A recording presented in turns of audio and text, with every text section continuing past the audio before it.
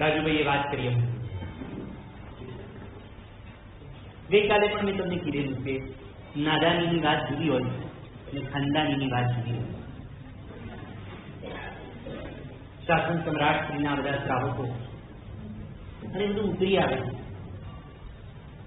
હમણાં એમને વાત કરી ને કે માફુભાઈ શેઠને ત્યાં દીક્ષા આપેલી દામાણીના દીકરાની દીક્ષાની દિવસે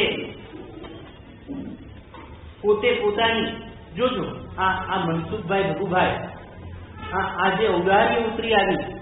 દીક્ષાના દિવસે એમને આ તમારા દાવાણીભાઈના દીકરાને પોતાના કુટુંબની અતિશય મોંઘી વિધિ કરાવી અને દીક્ષાની વિધિમાં એ વિધિ પડી.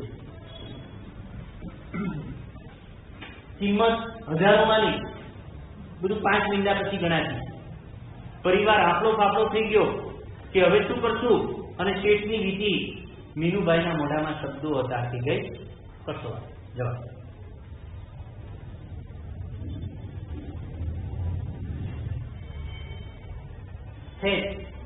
વાતો કરવા બેસીએ તો બધું બહુ ઓછું પડે.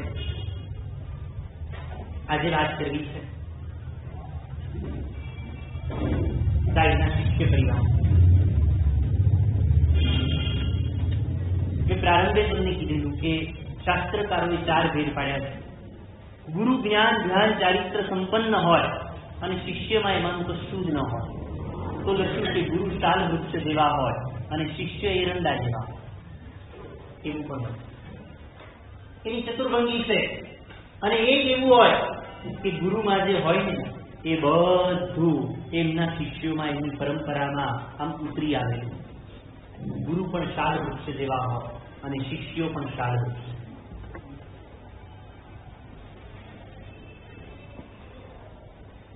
ગુરુના હાથ નીચે, ગુરુના અનુશાસન નીચે ગઈકાલે આપણે વાત કરી કે એમનું અનુશાસન કેટલું કડક હતું. હર્ષ વિજયજી નામના મુનિ ભગવત આમ અમૃતસુરી મહારાજના પિતાજી મહારાજ થાય. એકવાર વિહાર કરીને આવ્યા, પણ આવ્યા ને તો ખુલ્લા પગે નહોતા. કંઈક થયું હશે એટલે એમને પગમાં કંઈક પહેરેલું અને નૈમિષપુરી મહારાજે જોયું કે આ પગમાં પહેરીને વિહાર કરવાને આવતા વેળે કીધું કે 12 બેસ. તેમને થોડોક સમય માંડલી બહાર રાખી અને હતા કોણ તો કે અમૃતસુરી મહારાજના પિતામહ પણ નહીં. આચાર એટલે આ પણ એમના અનુશાસન નીચે, એમના હિત નીચે એક નહીં 2, 3, 4 જે પેઢીઓ ઘડાવી, એ પેઢીઓમાં જે તત્વ હતું, જે તાકાત હતી અને એમને ઘડેલું એવું. એક ફૂલ હોય ને, એક ફૂલ એને 2 વ્યક્તિ મળે, એક માળી મળે ને એક માલિક મળે. માલિક ફૂલનું ઈચ્છે તે કરે, એ ઈચ્છે તો એને માથે મૂકે, ઈચ્છે તો એને પથારીમાં પાથરીને એના પર સૂઈ જાય, ઈચ્છે તો એને ફેંકી દે, ઈચ્છે તો એનું ગુલકંદ બનાવે ને ઈચ્છે તો એને પીસીને એનું અત્તર કાઢે. માલિકનું મુખ્ય કામ છે ફૂલને વાપરવાનું અને માળીનું કામ છે ફૂલને ઉગાડવાનું, ફૂલને જગાડવાનું, ફૂલને ખીલવવાનું, ફૂલની તમામ સુગંધ અને ફૂલનું તમામ સૌંદર્ય બહાર લાવવાનું. ગુરુ માલિક નથી હોતા, માળી. એક આપે, એ આકાર આપે, એ ચોક્કસ જગ્યામાં તમને બાંધી દે, પણ સરવાળે એને ઉગાડે.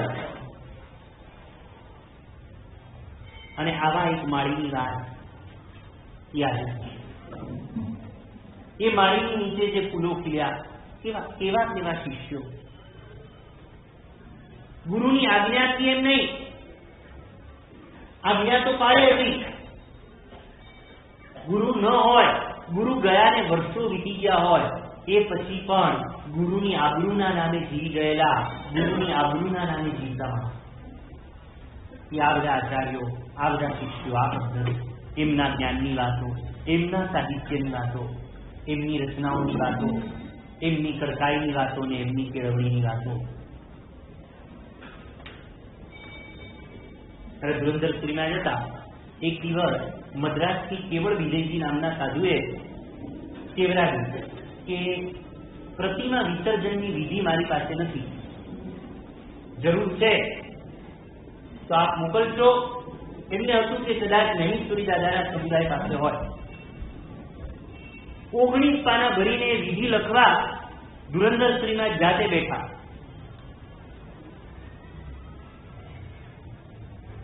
તો પ્રદ્યુમ્ન શ્રીમાએ પૂછેલું કે સાહેબ આ શું કરો છો? તો કે મદ્રાસથી વિધિ મંગાવી છે અને આપણા ગુરુ મહારાજના નામની પ્રતિષ્ઠા છે, માટે આપણે મોકલવી જોઈએ. જો બીજા કોઈને લખવા આપું ને તો એ રસ્વ દીર્ઘની ભૂલ કરે, અને ભૂલ કરે ને તો ખોટી પરંપરા ચાલે, માટે આપણે જાતે લખવા. બસ ગુરુ ગયા ને વર્ષો વીત્યા છે, પણ મારા ગુરુની આબરૂને કશી ઓછપ ન લાગવી જોઈએ એવી વૃત્તિથી જીવી ગયેલા હતા. એમની વાતો આજે કલ્યાણ કીર્તિ વિજયજી મહારાજ તમને દેખાશે કે હજી પણ એ ભક્તિ શું, બહુ વિદ્વાન, બહુ આત્મીય ભાવવાળા, અને શાસન સમ્રાટને જેને આમ હાડોહાડ ઉતાર્યા હોય એવા એ સન્યાસી ભગવાન છે. તારે રાજુભાઈ જાહેરાત કરેલી કે કલ્યાણ કીર્તિ સુરીજી આવશે. મેં વિરોધ એટલે જ ન કર્યો કે બહુ નજીકના ભવિષ્યમાં આપણે એવી આશા રાખી, પણ એ વિદ્વાન સન્યાસી ભગવાન તેમને સાહિત્ય ક્ષેત્રે જે કામ કર્યું, છેલ્લા વર્ષોમાં જેને જેને નોબેલ પ્રાઇઝ મળ્યું હોય ને એવા સાહિત્યકારોની કૃતિને એ સંસ્કૃતમાં લઈ આવ્યા છે. હરમાન હેસની સિદ્ધાર્થ નામની નોવેલ હોય એને સંસ્કૃતમાં લઈ આવ્યા તો કલ્યાણ કીર્તિ વિજય. ખૂબ પ્રસિદ્ધ થયેલું વિશ્વમાં જોનાથન લિવિંગસ્ટન સિંગલ હોય અને એને સંસ્કૃતમાં લઈ આવ્યા તો કલ્યાણ કીર્તિ વિજય. વિશ્વના જે નામાંકિત સાહિત્યકારો છે એની કૃતિને છેલ્લા કેટલાય વર્ષોથી એક પ્રબુદ્ધ સંસ્કૃતમાં એ રચી રહ્યા છે. એ સંસ્કૃત વ્યાકરણ પણ ભણ્યા અને ઇંગ્લિશ વ્યાકરણ પણ ભણ્યા, બહુ નિપુણ થયા. અને એવા એક મુનિ ભગવાનના મુખેથી આજે શાંત વૃક્ષ જેવા એ ગુરુના શિષ્યોની વાતોનું શ્રવણ.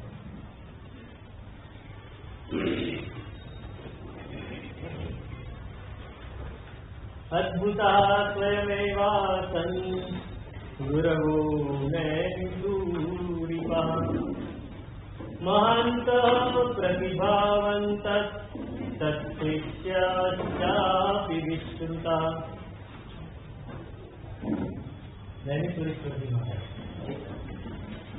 એમની વાત કરવી એટલે આકાશને ગલેશ કરાવે. એ વાત ન કરી શકાય, છતાંય જે આપણે કરી શકીએ છીએ એની માટે અહીંયા ભેગા થયા. થોડું થોડું જે આપણી બુદ્ધિમાં બેસે છે એટલી જ વાત આપણે કરવી છે. કલ્પના ન કરી શકાય એવા કાર્યો એક વ્યક્તિના હશે.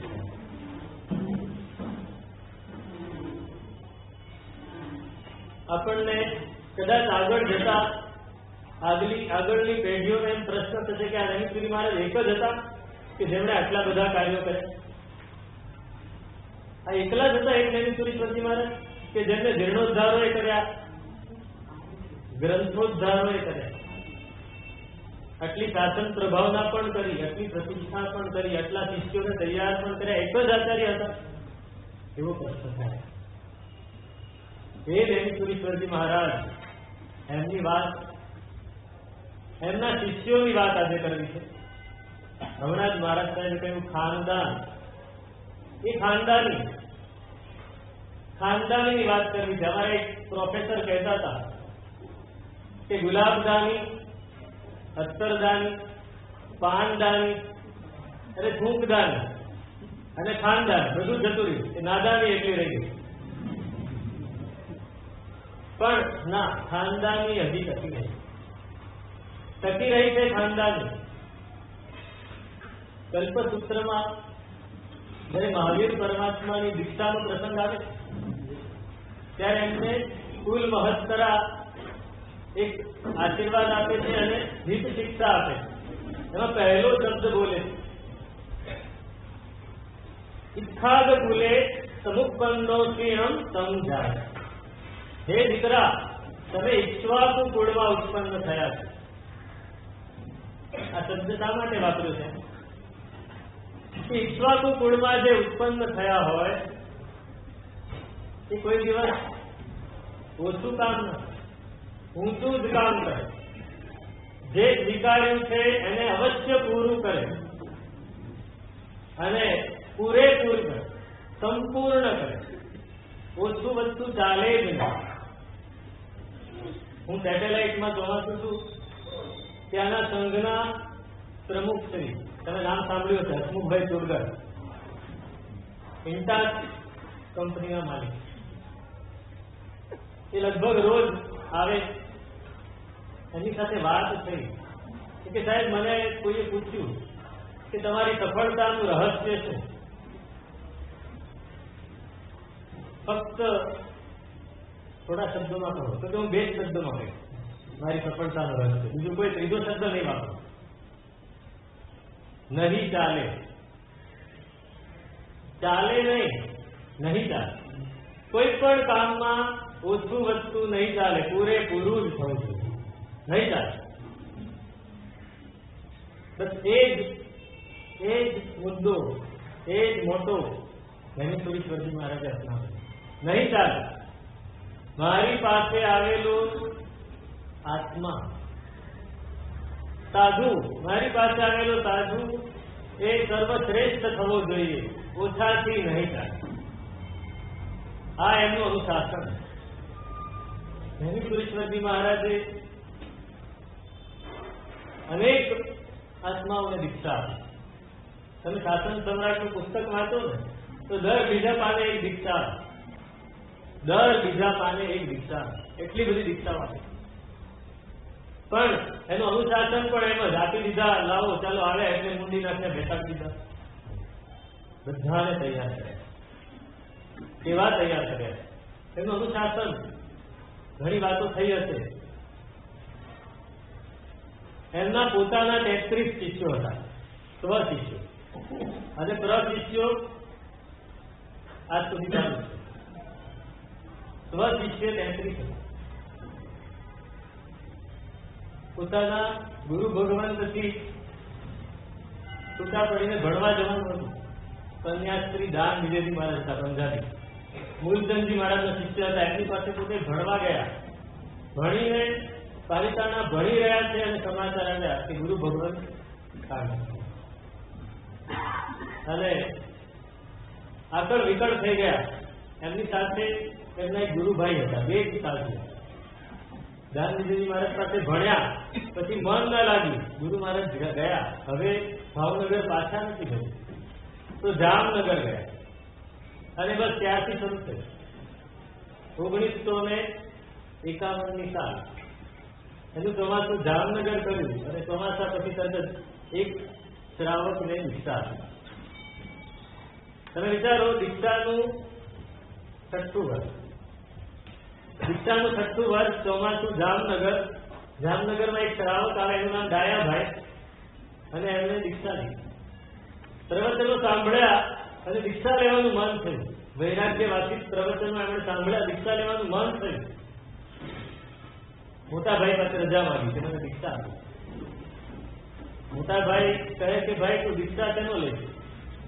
તને ગાંજાનું વ્યસન, ગાંજાનું વ્યસન, ગાંજાનું વ્યસન છે, તું દીક્ષા કેનો લે? તો કે છોડી દે. ના છૂટે તો કે છોડી દે, અત્યારથી છોડી લો. મોટા ભાઈ માનતા નહોતા. કોર્ટમાં કેસ કરી દીધો. એ જમાનામાં એવું નતું કે 18 વર્ષથી ઉપર ના હોય તો વાંધો નહીં. કોર્ટમાં કેસ કરી. તો નાનો ભાઈ કે કોર્ટમાં કેસ કર્યો ને, કોર્ટમાં જે દિવસે સુનાવણી જે દિવસે કપડા પહેરી કોર્ટમાં જ કરી. શું થાય? કેટલો દ્રઢ વૈરાગ્ય લાગ્યો હશે કે મોટા ભાઈ નમતું ઝૂકવું પડ્યું, કેસ પાછો ખેંચ્યો અને એમની દીક્ષા આપે. એનું નામ રાખ્યું સુમતી દીક્ષા. સૌથી પહેલા શિષ્ય એમના થયા સંન્યાસ અને ઉપાધ્યાય પદ સુધી પહોંચ્યા. પોતે તો હજી ભણતા હતા અને સાધુઓ એક પછી એક આવવા માંડ્યા, બધાને ભણાવે. ટુમસી વિજયજી 1951 થયા. બધાના નામ નહીં કહું, થોડી જ વાતો કરીશ, કારણ કે આપણી પાસે લિમિટેડ સમય છે. એક નાનું બાળક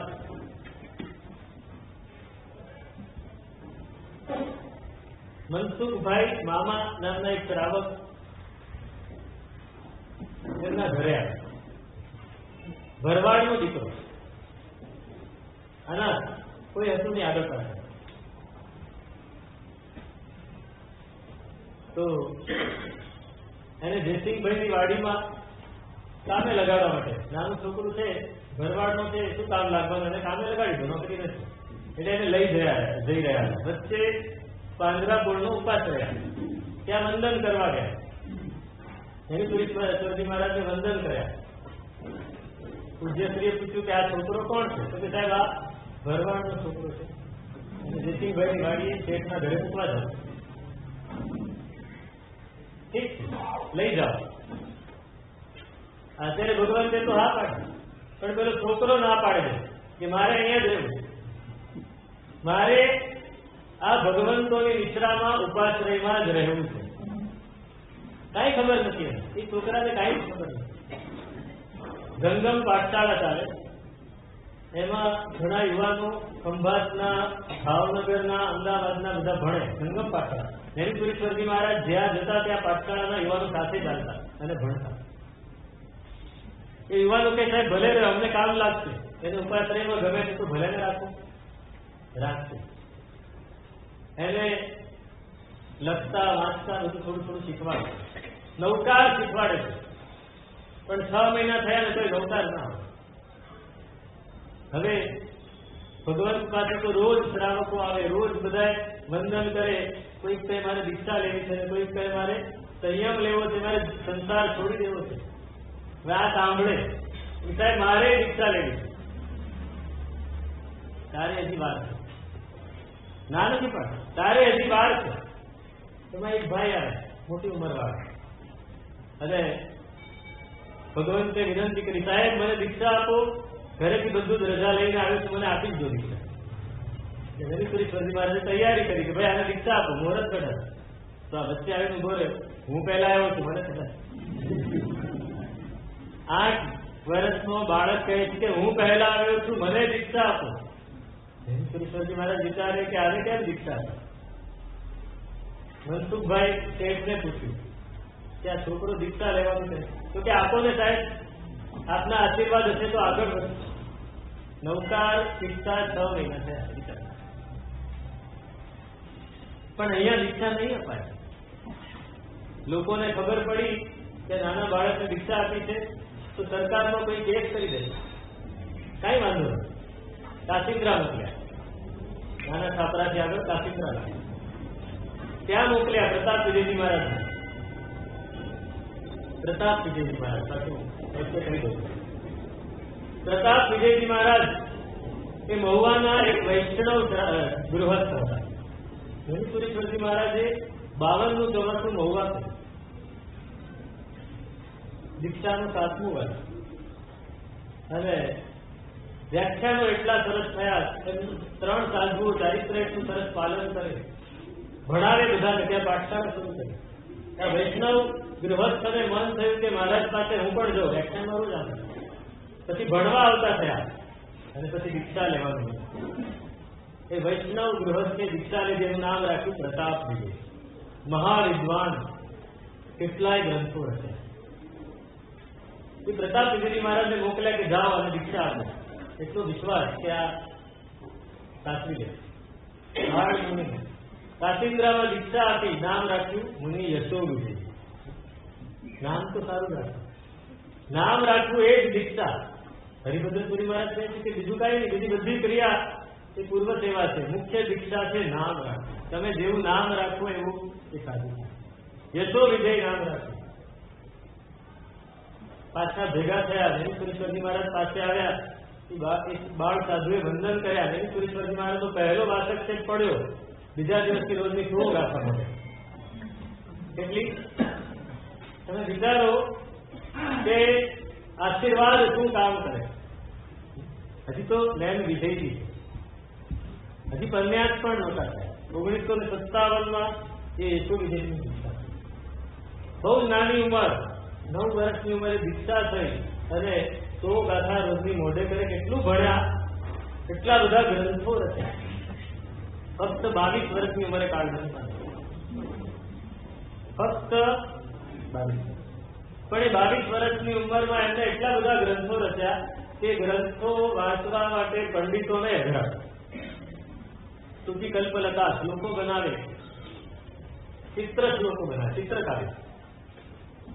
બાણ હોય એ બાણના ધનુષ્ય અને બાણનું ચિત્ર બનાવ્યું હોય, એમાં અક્ષરો જ્યાં સરખા આવતા હોય તે વચ્ચે આવે, બાકીના અક્ષરો ગોઠવાય અને આખું ચિત્ર કાવ્ય બને.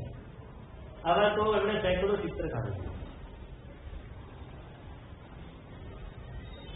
હું અહીંયા તમારી સાથે ગુજરાતીમાં બોલું છું.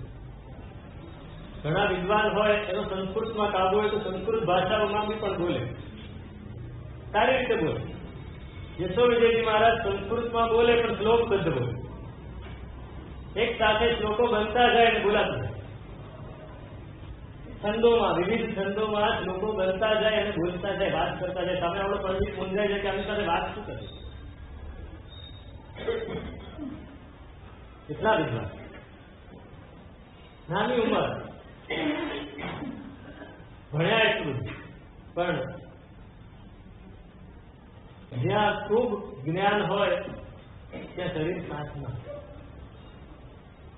રોગ લાગુ પડી ગયો. નાની ઉંમરમાં જ આચાર્ય ભગવંતે અને ગુરુ ભગવંતે એમને પ્રવર્તક પદવી પણ આપી. પ્રવર્તક યશો વિજય પ્રવર્તક પદવી આપી અને પણ શરીર સાથ ના આપ્યો. એમને ક્ષય રોગ લાગુ પડ્યો, ટીબી. ત્યારે રાજરોગ ગણાતો. રાજરોગ એની દવા ખૂબ થાય પણ જલ્દી કાબુમાં ના આવે. વૈદ્યો આવે, હવે પચ્છે ગામના વૈદ્યો આવે, વલભીપુર પાસે પચ્છે ગામ છે, ત્યાંના વૈદ્યો આવે. ખૂબ વિદ્વાન હોય વૈદ્ય શાસ્ત્રમાં, તો એ દવા કરવા આવે ને તો એની સાથે વૈદ્ય શાસ્ત્રની ચર્ચા થાય. ચરક સંહિતા, આવા બધા ગ્રંથોની વાત યશોવિજય મહારાજની સાથે કરે. અરે ભગવદ ગીતાની વાત કરે, ભગવદ ગીતાના અર્થ જૈન દ્રષ્ટિએ કરે. પેલા વૈદ્ય દવા કરવા આવે, હવે દવા કરવાનું ભૂલી જાય એને ચર્ચામાં લાગી જાય. આવા એ ભગવાન બિહાર થાય નહીં એટલે એમને દવા કરવા માટે ખેડામાં રાખે. અને એક દિવસ એમને થયું કે હવે હું નહીં રહું. 22-23 વર્ષની ઉંમર, પ્રતાપ વિજયજી મહારાજને સાથે રાખ્યા છે સેવા માટે. એક દિવસ એમને થઈ ગયું કે હવે હું નહીં રહું. પ્રતાપ વિજય મહારાજ કહે છે, સાહેબ ભગવંતને કેવડાવો, મને આવીને નિર્યામણા કરે. એમના વગર તો કેમ જીવાય? એમનાથી આટલું દૂર રહેવું પડે છે, એ પણ બહુ તકલીફ વાળું. સમાચાર આપ્યા. હિન્દુશ્વરીશ્વરજી મહારાજને જેવા સમાચાર મળ્યા તરત જ ઉભા થયા, કપડો પહેર્યો, સાથે નંદનપુરી મહારાજે સાથે જ નહીં, વિજ્ઞાનપુરી મહારાજને સાથે લીધા, વિજ્ઞાન વિજયજી મહારાજ, અને તરત જ વિહાર કર્યો. પણ બહુ મોડું થયું. એમણે યશો વિજયજી મહારાજે કહ્યું કે હવે તો લાગતું નથી કે મેળ થાય. સુતા હતા, બેસાય એવું નહોતું. છતાંય ભગવંતને કહ્યું, પ્રતાપ વિજય મહારાજને કે મને બેસાડો. બેસાડ્યા ટેકો દઈને, ચટ્ટાર બેસી કે મને 5 મહાવ્રતના આલાવા સંભળાવે. 5 મહાવ્રતના આલાવા સંભળાવે છે, અર્થ કરતા જાય સાથે ને સાથે. 5 મહાવ્રતના આલાવા પૂરા થયા, 6ઠ્ઠો શરૂ થયો, 6ઠ્ઠો પૂરો થયો, એનો અર્થ થાય ત્યાં તો 300. હિન્દુશ્વરીશ્વરજી મહારાજ નાયકા સુધી પહોંચ્યા, નવાગામ નાયકા. 18 માઇલ ચાલી ગયા હતા. એમને સમાચાર મળ્યા, ત્યાં જ બેસી પડ્યા, હવે નથી ગયું. એટલો પ્રેમ.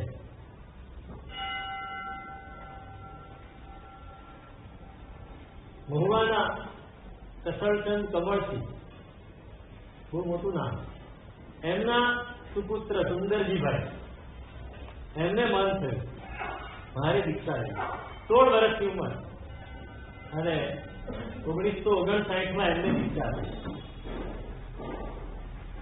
નામ રાખ્યું દર્શન વિજયજી.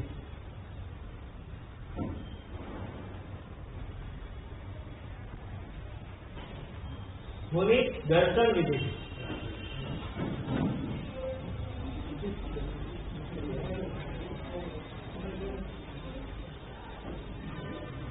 વચલા ગાળામાં બીજા ઘણા સાધુઓ થયા, બધાના નામ નથી લેતું.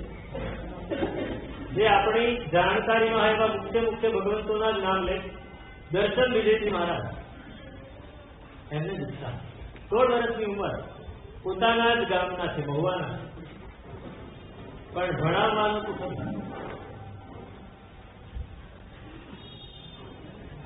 પ્રતાપ વિજયજી મહારાજ,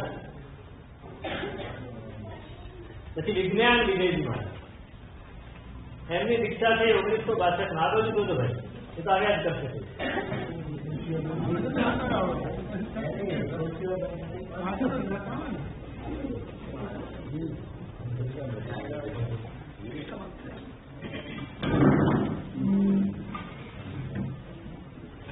ઓગણીસો 62 માં 5 દીક્ષાઓ થઈ. એમાં મુખ્ય નામ ગણીએ તો સૌથી પહેલા વિજ્ઞાન વિજય, અને 5મા છે ઉદય વિજય. વિજ્ઞાન વિજયજી પાટણના, એનું નામ હતું ભીખાભાઈ.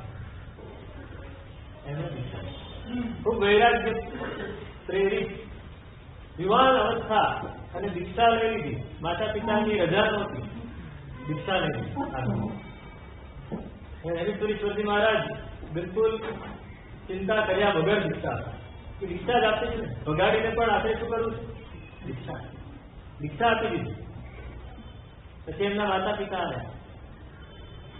પિતાએ જોયું કે દીક્ષા લઈ લીધી છે, હવે કઈ બોલવાનું.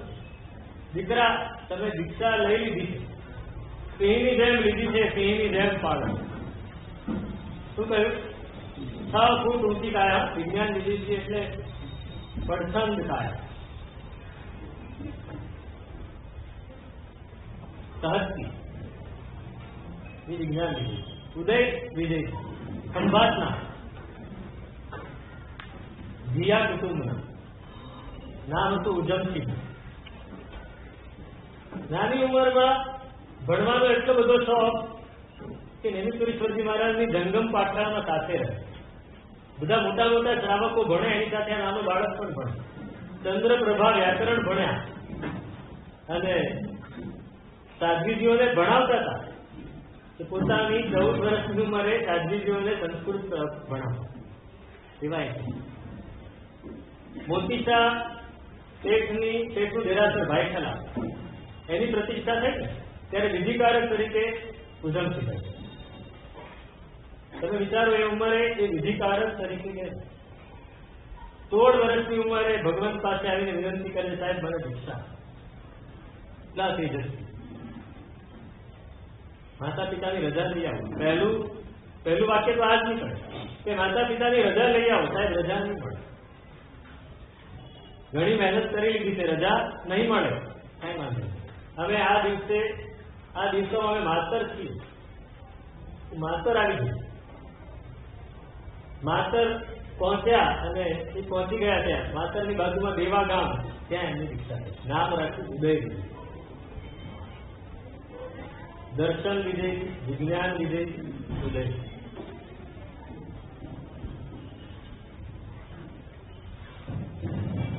ચંદન વિજય, આ પણ વૈષ્ણવ. અમદાવાદના વૈષ્ણવ ગૃહસ્થ અને શિક્ષક પોતે ચંદન વિજયજી મહારાજ. આપણે અત્યારે સમજો કે અહીંયા કોઈ સાધુ આવીને ઇંગ્લિશમાં વ્યાખ્યાન આપે તો શું થાય?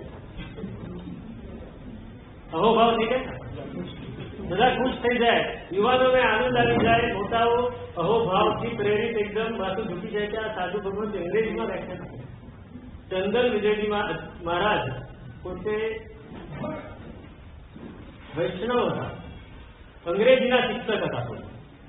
અને અમદાવાદમાં જે કોઈ પણ અંગ્રેજ સુબા, જે પેલા સુપરિન્ટેન્ડન્ટ કોઈ પણ આવે તો એની સાથે દુભાષિયા તરીકે એમને અંગ્રેજી, હિન્દી, ગુજરાતી, સંસ્કૃત 4 ભાષા આવડતી.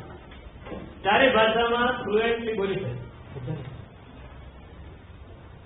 કઈ ઘડીમાં એમણે નેમિશ્વરીશ્વરજી મહારાજનું વ્યાખ્યાન સાંભળ્યું, પ્રભાવિત થયા. કાળુપુરમાં જ રહેતા, પાંજરાપોળ કાયમ આવે, અને દીક્ષા. એમની દીક્ષા થઈ 1969માં. અને દીક્ષા થયા પછી નેમિશ્વરીશ્વરજી મહારાજનું ચોમાસું કપડવંજ નક્કી થયું. ચોમાસા પહેલા બરાબર અષાઢ સુદમાં જ વિજયજી મહારાજ અને દર્શન વિજયજી મહારાજ એ બંનેને ઘણી પુણ્યાસ્પદ આપે. તે પદવી વખતે પદ પ્રદાન વખતે અમદાવાદથી એટલા બધા શ્રેષ્ઠીઓ આવ્યા હતા. વેણુસુરેશ્વરજી મહારાજની પાસે ઘણા બધા શ્રેષ્ઠીઓ આવતા હતા, આપણે સાંભળ્યું. એ બધા શ્રેષ્ઠીઓ સાથે એમના મિત્રો, વકીલો, ડોક્ટરો કે આ દીક્ષા વિધિ અમારે જોવો છે, દીક્ષા કેવી રીતે અપાય, પદવી દાન કેવી રીતે થાય અમારે જોવું. આનંદ શંકર ધ્રુવ, મદન મોહન માલવિયા, આ બધા તો આ પદવી પ્રદાન કેવી રીતે થાય જોવા માટે આવ્યા. ત્યારે ચંદન વિજયજી મહારાજે ઇંગ્લિશમાં અડધો કલાક પ્રવચન આપ્યું. હજી તો દીક્ષાને 6 મહિના થયા. તમે વિચારો કે એમણે ધર્મનું જ્ઞાન ક્યારે મેળવ્યું હશે. ઇંગ્લિશમાં પ્રવચન તો આપી શકાય, એમને પણ ગૃહસ્થપણા પણ આપતા હતા, પણ સાધુપણામાં ધર્મના જ્ઞાન સાથે એને જોડીને ઇંગ્લિશમાં પ્રવચન આપવું. ચંદન વિજય, નંદન સુરી મહારાજ,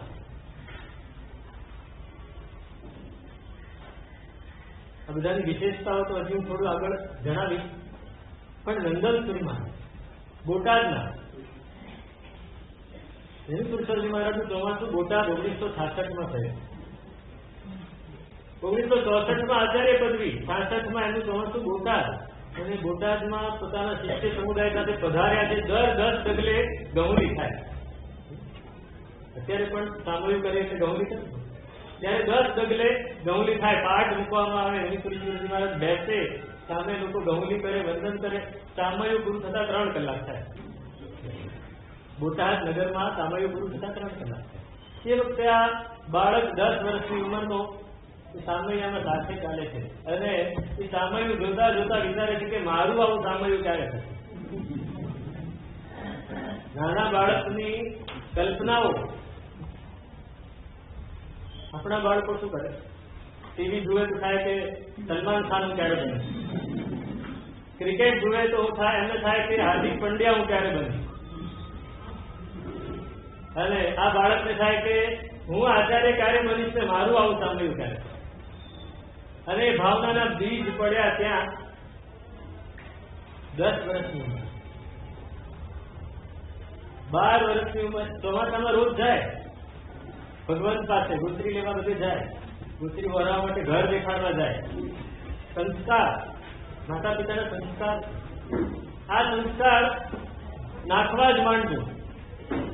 તમારા ઘરમાં બાળક હોય તો એને સંસ્કાર આપજો કે ઉપાશ્રય જઈને વિનંતી કરે, સાહેબ મારા ઘરે વરવા પધારો, હું ઘરે લઈ જાઉં.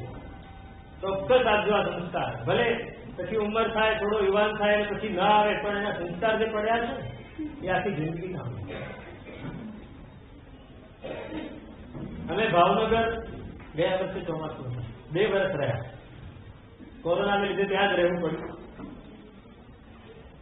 રસ્તામાં કોઈ કારણસર નીકળવું પડે, 10 વાગ્યા હોય, 9:30 થયા હોય, અમે નીકળીએ અને બાળકોની રિક્ષા નીકળે સ્કૂલે જતી હોય. 4 વર્ષના બાળકો રિક્ષામાં ભરેલા હોય, એમાંથી એક બાળક મોઢું બહાર કાઢીને બૂમ પાડે, માલા સાહેબ મારા ઘરે બોલવા પધારજો. આ સંસ્કાર છે. આ વેણુસુરેશ્વરજી મહારાજ અને વૃદ્ધિચંદ્રજીના સંસ્કાર. એ ક્ષેત્ર એમનાથી ભાવિત થયેલું છે, એમના શિષ્ય પરંપરાથી ભાવિત થયેલું છે, એમના સંસ્કાર. તો આ બાળકને સંસ્કાર રોજ મહારાજ સાહેબને ઘેર ભણવા, મારા ઘરે તો આવવાનું, બધાના ઘરે લઈ જઈશ, પણ એનું લાગો આપવાનું, મારા ઘરે રોજ, મારા ઘરે રોજ આવવાનું, લઈ જાય. મહેમાન એને થયું કે મારે દીક્ષા લઈ. એના પિતા રજાના, 12 વર્ષનું બાળક, મોટા 2 ભાઈઓ, નાનો સૌથી નાનો, આ રજા નહીં મળે તો ભાગે, ઘરેથી ભાગે. ભગવાન કપડવંત હતા તો કપડવંત પહોંચી ગયા, અમદાવાદ હતા તો અમદાવાદ પહોંચી ગયા. જેવો ત્યાં પહોંચે એવા મહારાજ સાહેબ પણ એકદમ વ્યવહારુ, તરત જ એમના ઘરે સમાચાર આપે કે છોકરો આવે એટલે પેલા આવીને લઈ જાય. એક દિવસ પિતાએ પૂછ્યું તારે ભાગવું છે કેમ, વારે વારે કેમ ભાગે છે? એટલે જવાબ શું આપો? દીક્ષામાં તો બોલાય નહીં, મારે ભણવું છે. એટલે એમ કે તને મહેસાણા મૂકું, ચાલ. મહેસાણા પાટણામાં ભણવા માટે મૂક્યા. त्याने मास्तरने કહી દીધું કે આની પર નજર રાખજો, એની પાસે એક પણ પૈસો ના હોવો જોઈએ. પૈસો હોય તો પાછો પૈસો. હવે શું કરવું? રહ્યા 3-4 મહિના તો માંડ રહ્યા. પછી થયું કે હવે તો જવું જ છે ને, ભાગવું જ છે, દીક્ષા લઈને.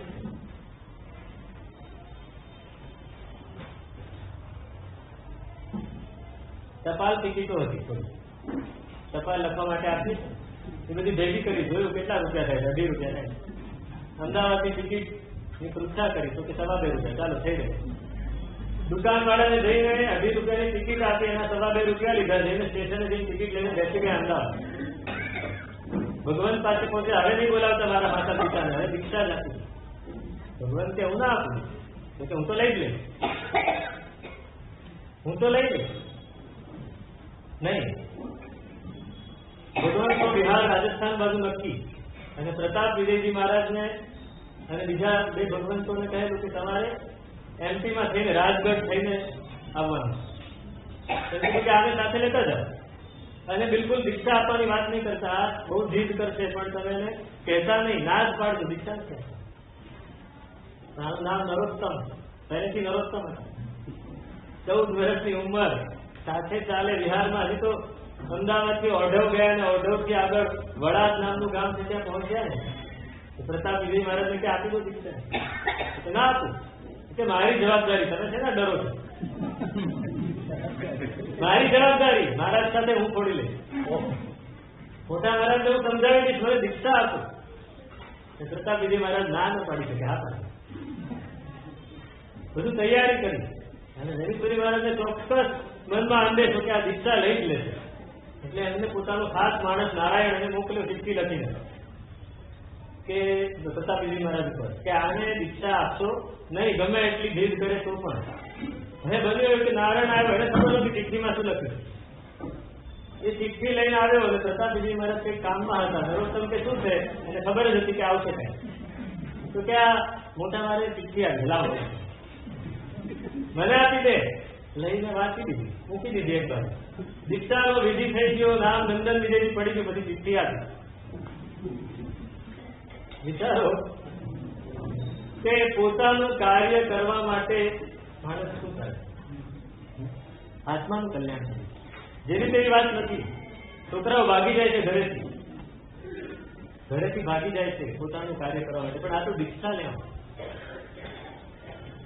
પ્રતાપ વિજયજી મહારાજ કહે શું જવાબ આપો? તો કે લખી દો, આપી દીધી દીક્ષા. એને જીદ કરી અને આપી દીધી.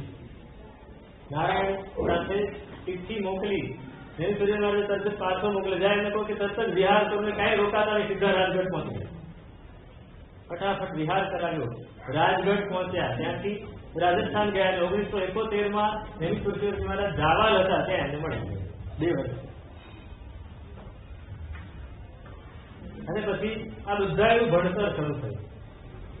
4 મિત્રો હતા, નરોત્તમ, લવજીભાઈ, અમૃતભાઈ અને દુર્લભજીભાઈ. 4 મોટા હતા. 4 ભાગીને વારંવાર મહારાજ પાસે જાય. એમાં સૌથી પહેલો નંબર આમનો લાગ્યો, બીજો નંબર લાગ્યો દુર્લભજી, ત્રીજો નંબર લાગ્યો અમૃતભાઈ, એનું નામ રાખ્યું અમૃતજી. ચોથો નંબર લાગ્યો લવજીભાઈ, એનું નામ રાખ્યું લાવણ્ય. અને એની પછી આવ્યા અમદાવાદના એક યુવાન, એમનું નામ રાખ્યું પદ્મજી. હા, એક પછી એક આવતા રહ્યા. ભણવાનું ચાલતું ગયું. કેવું ભણાવ્યા અને શું ભણાવ્યા?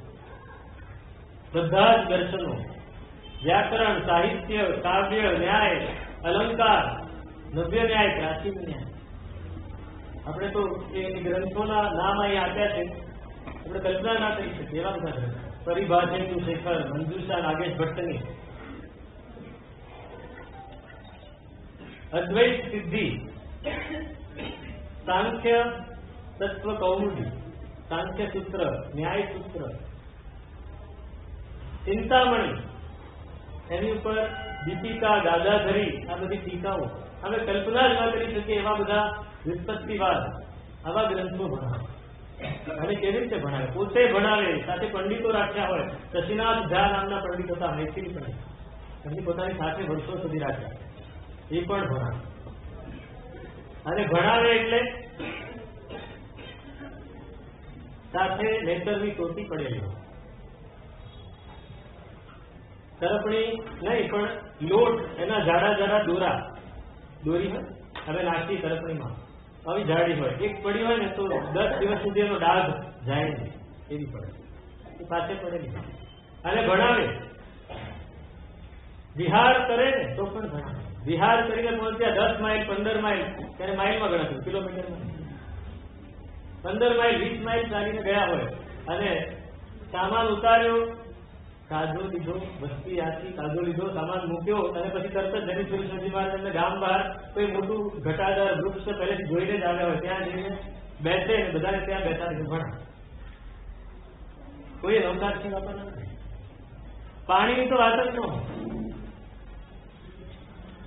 પાઠ થઈ ગયો 1.5-2 કલાકનો, પછી ઉપાસરે પહોંચ્યા, પછી બીજી કોણસીનું પાણી લાવવાનું, ત્યારે પરાત કે ઘડા કઈ નથી, પાત્રામાં જ પાણી લાવવાનું, પાત્રામાં જ મૂકી રાખવાનું, એમાં ઠરે તો ઠરે, લોકોના ઘરે ઘરેથી પાણી લાવવાનું. પણ પહેલો પાઠ, શ્રાવકો આવ્યા હોય, સંઘ આવ્યા હોય વિનંતી કરવા, બધા બેઠા હોય, પણ પાઠ ચાલે ત્યાં સુધી કોઈ એક શબ્દ પણ બોલવાનો, અને પાઠ ચાલે ત્યાં સુધી કોઈ સાધુ સામે બેઠા હોય, એની ભૂલ પડે તો એક ટોટી પડી જાય, એક દોરો પડી જાય, કોઈ શ્રાવક બોલાય તો ઉભો નહીં તારથી ના જોવા. અહીંયા વચ્ચે હું ભણાવું છું મારા સાધુને, તમારે ક્યાંય નહીં બોલો. આ રીતે એક જવાબ આપે સરસ તો એને ઇનામ મળે. ઇનામ મળે. દેવસુરી મહારાજ, નરેન્દ્રસુરી મહારાજ, દક્ષસુરી મહારાજ, સુશીલસુરી મહારાજ, આ બધા ભણતા હોય, એમના મુખે સાંભળ્યું છે. એટલે વડીલોને ખબર પ્રશ્ન પૂછે, જવાબ મળે, શ્લોક પૂછે, શ્લોક આવડી જાય, શ્લોકનો અર્થ પૂછે ને આવડી જાય, કોઈ ન્યાય પૂછે ને ન્યાય આવડી જાય, એટલે તરત જ એક કામળી મળે ભેટમાં, એક સ્થાપનાજી મળે, વાસ્તવમાં બટવો મળે, અને એ પણ ગુરુ ભગવાનના આશીર્વાદ મળ્યા એમ માનીને પોતાના માથે. પણ ના આવડે તો બહુ સરસ વાત કરી. ભાવિની વિલાસમાં વાચસ્પતિ મિશ્ર કહે છે કે ગિરભીર ગુરુણામ પરુષાક્ષરાભિ તિરસ્કૃતા યાંતિ નરા મહત્વમ અલબ્ધ ચાણોત્કષણા નૃપાણામ ન જાતુ મૌલૌ મણયો વચન. જેમણે પોતાના ગુરુઓના કઠોર વચન સાંભળે એવા જ માણસો કોઈ સારી જગ્યાએ પહોંચે, સારા સ્થાનને, સારી પદવીને પામે છે. ખાણમાંથી નીકળેલો હીરો એને સીધો મુગટ પર નથી લગાડવાનો, એને શું કરવું પડે? ઘસવો પડે, પેલા કાપવો પડે, પછી ઘસવો પડે, પાછા પાડવા પડે. બસ એ જ રીતે શિષ્ય છે એ કાચો હીરો છે, એને ઘસવો પડે, એને કાપવો પડે, એને ચમકાવવો પડે, પછી એ ક્યાંક આગળ વધે. અને એ સાધવું કે સાહેબ આપે આટલા બધા કઠોર વચનો સાંભળ્યા, આટલો માર ખાધો હતો કે એક એક માર અને એક એક કઠોર વચન આજે ઉગી નીકળ્યું. દરેક આચાર્ય ભગવાન જેવી ગુરુની શિક્ષા એવું જ શિષ્યનું સમર્પણ કરે. બહુ જ ભાગ્યશાળી હોય ને એને મળે. જેવા ગુરુ એવા શિષ્ય. સમર્પણ પણ એવું. કોઈ દિવસ એક પણ શિષ્ય મનમાં એક વિકલ્પ નથી કર્યો કે આ ગુરુ કેવા કે વારંવાર માર કરે. કોઈ દિવસ અમને જંપીને બેસવા નથી દેતા. આખો દિવસ ઉપાશ્રયમાં વચ્ચે જ બેસવાનું બરાબર, આવી રીતે પાઠ નાખે દરવાજા પાસે. કોઈ પણ વંદન કરવા આવે, પોતાને વંદન કરીને બીજા પાસે, એ ક્યાં જાય સાહેબ વંદન કરવા જશે, મને કરી લે, બધાને આવી જશે. કોઈની પાસે વંદન કરવા જવું છતાંય કોઈ શ્રાવક ભૂલથી ગયો અને કોઈ સાધુને કંઈક પૂછે તો શ્રાવકની આવી બની, સાધુની તો પછી અલ્યા હું અહીં બેઠો છું 12 વર્ષનો, એને શું પૂછવા જાય?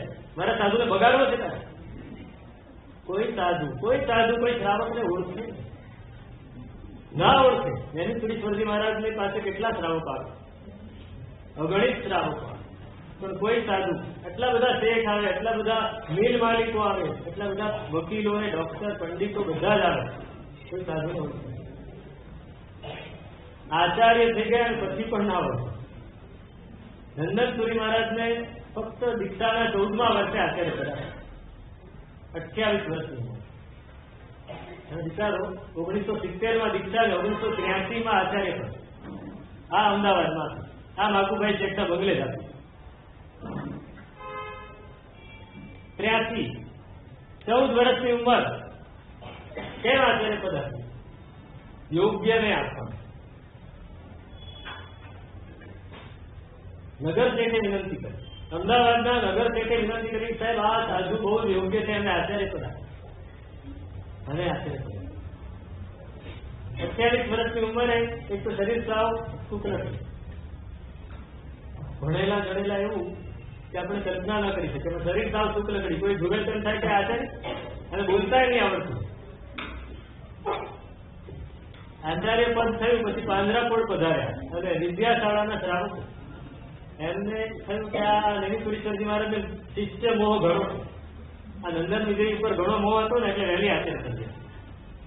વિજ્ઞાનપુરી મહારાજ સૌથી મોટા, વિજ્ઞાન વિજયજી, એમની પછી ઉદય વિજયજી, એમની પછી નંદન વિજયજી. એ બંનેને પહેલા પદ આપ્યું. દર્શન વિજય મહારાજ, ઉદય વિજય મહારાજને પહેલા પદ આપ્યું, પછી નંદન વિજયજી મહારાજે પણ પદ આપ્યું. સમર્પણ જુઓ, વિજ્ઞાન વિજયજી મહારાજે કોઈ દિવસ વિરોધ નથી. એટલે કલ્પના જ ના થાય, આપણે એની કલ્પના જ ન કરી શકીએ કે આ વ્યક્તિ કોઈ દિવસ સામેથી કહ્યું, સાહેબ યોગ્ય છે, આપ આપો, મારી ચિંતા ના કરો. એને પૂછે પાડે રમેશ્વરેશ્વરજી મહારાજ, પૂછ્યા વગર ના, સાહેબ આપો. અને વિદ્યાશાળાના શ્રાવકો આવ્યા, એમાં એક મારવાડી શ્રાવક, સાહેબ આપે પદવી આપી છે તો અમારે ત્યાં વ્યાખ્યાન આપવાનું હતું, આચાર્ય ભગવાનને મોકલો. એમને એમ કે આ શું વ્યાખ્યાન આપે?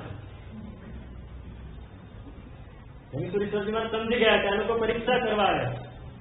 નંદન જી સાહેબ સહજથી સમજતા હતો, જાઓ. ગયા, વ્યાખ્યાન આપ્યું. કલાક વ્યાખ્યાન આપવાનું હતું, એને બદલે 2 કલાક થયા, એક પણ માણસ ઉભો ના થાય. અને વ્યાખ્યાન પૂરું થયું ત્યારે પેલા મારવાડી શ્રાવક ઉભા થઈ ગયા, રડવા લાગ્યા. પોતાના કિસ્સામાં જેટલા પણ રાણી છાપ સિક્કા હતા બધા સભામાં ઉઠાડી દીધા.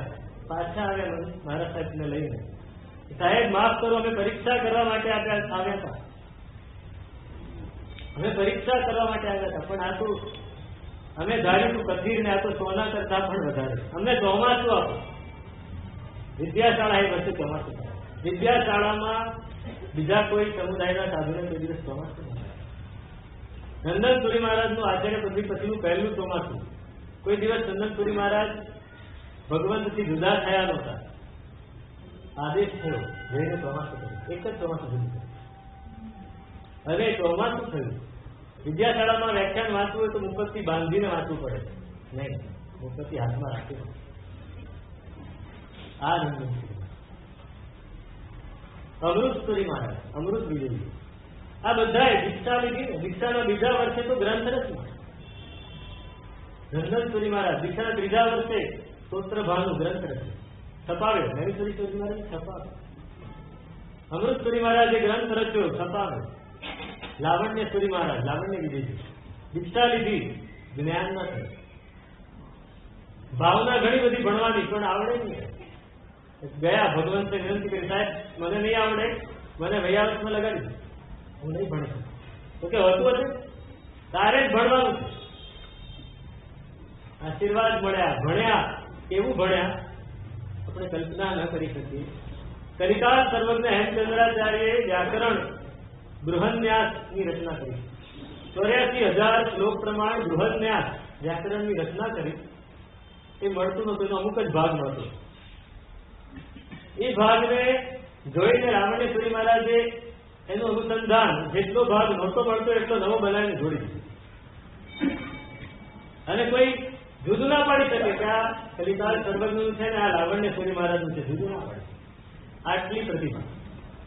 ન્યાય શાસ્ત્રના ગ્રંથો ઉપર, સિદ્ધસેન દિવાકર સુરીના ગ્રંથો ઉપર, હરિભદ્ર સુરી મહારાજના ગ્રંથો ઉપર એમની વ્યાખ્યાઓ, વ્યાકરણ ઉપર એમની વ્યાખ્યાઓ, કાવ્યો ઉપર પણ એમની વ્યાખ્યા. ન્યાય, વ્યાકરણ, સાહિત્ય, કોઈ વાત બાકી નહીં. અને એનું વ્યાખ્યાન માલકોસ રાગમાં એ વ્યાખ્યાન માલકોસ રાગમાં વ્યાખ્યાન એમનું વ્યાખ્યાન સાંભળવા લોકો બારીએ ટીંગાઈને સાંભળે એટલું ભરાય